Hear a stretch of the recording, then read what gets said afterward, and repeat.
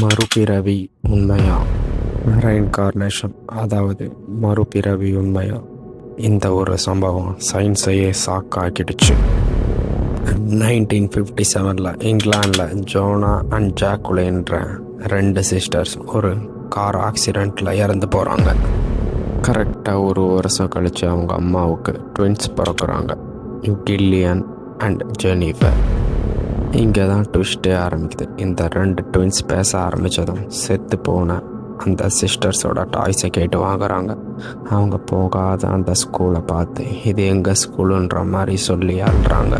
இது மட்டும் இல்லை, கார் ஸ்டார்ட் ஆனால் போதும் அந்த கார் நம்மளை தான் கொல்ல வருதுன்ற மாதிரி கத்துறாங்க. எக்ஸாக்டாக அந்த ஓல்டு ஆக்சிடெண்ட்டை ஞாபகம் வச்சுருந்தாங்க.